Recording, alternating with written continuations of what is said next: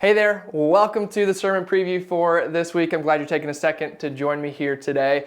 Last Sunday, we wrapped up our first Peter series called Living Hope, where we spent 11 weeks digging into this letter from Peter, talking all about how Jesus is our living hope, how we are a chosen people, and because of that, we've got this responsibility to live differently than the world that is around us, and Jesus is our focus in that the entire time, no matter what we face, even if that is suffering of some kind. This week, we are jumping into a new series. This series is going to be focused on the book of Malachi. We're going to be jumping back into the New Testament. We don't always spend a ton of time in the New Testament, so we want to take a moment here. We're going to take 7 weeks and look at one of these minor prophets that we see near the end of our Old Testament. And Malachi is actually the last prophet listed in our New Testament. So we're going to spend 7 weeks in that.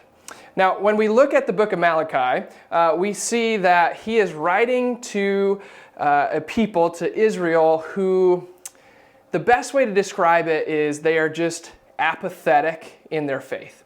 They're apathetic in their faith. They're being unfaithful to God in that they're doubting who he is and doubting what he has done for them or how he has provided for them or the relationship that he has for them. They're apathetic. They have no they're not fervent in their love for him and their faithfulness for him. They're apathetic in that. And so the title for this series is called Wake Up Call. And so the idea is Malachi is writing this to these people to help them wake up, to call them back to God, to return to the Lord in a solid relationship with him, okay? And the way that Malachi writes this, it's a really interesting structure of this book because you kind of have this discourse or this back and forth between what God says and what the people would say. And we see this in each of these, what we might call disputes. We're going to look at 6 different disputes. 6 of our 7 weeks, we'll look at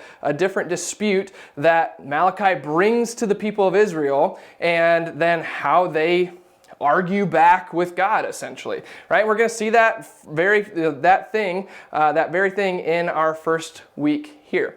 So this first week, we're going to look at Malachi chapter 1, verses 1 through 5. So a shorter passage here. But in this very first part, we see that the word of the Lord was brought by Malachi. Okay, so Malachi is the messenger that God is speaking through.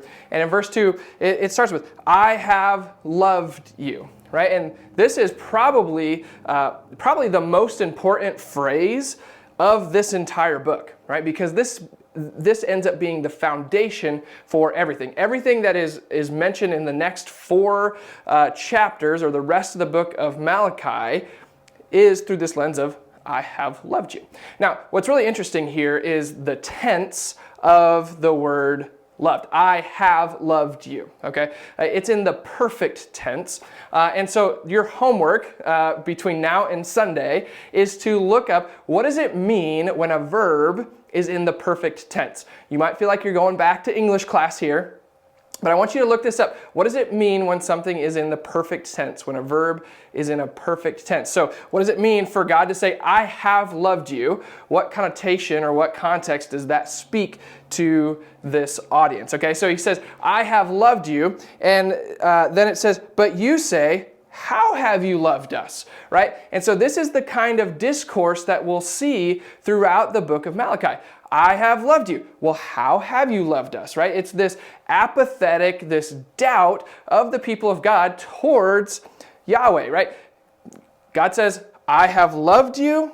They say, how have you loved us, right? They're doubting it. They don't think they see it. All of these different things, they're apathetic towards God, right? Now, in this passage today, we see God says, I have loved you. And then they say, how have you loved us?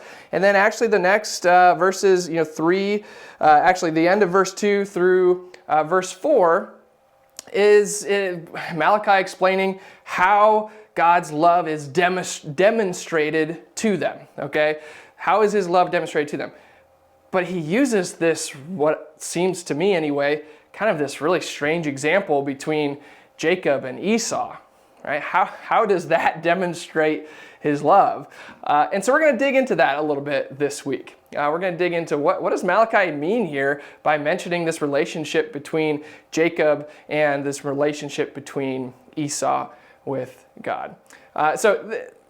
Entering into this brand new series, my goal or my hope for you in this is that this would be a wake-up call for you in one way or another. One of these weeks that we talk about what Malachi is speaking to the people of Israel would speak to your heart in a very specific way, that God is trying to wake you up a little bit and bring you back to Him, right? Bring you closer to Him. So my prayer is that you are entering into this new series with an open heart, with an open mind, seeking a new way to draw closer to God. So as you go this week, I encourage you to read this passage. In fact, maybe read the whole the whole book. It's a short book. Just read the whole thing, get the whole context of everything, and reread this passage and be thinking about what are different ways that you have looked at God and said, how have you loved me? How have you doubted that love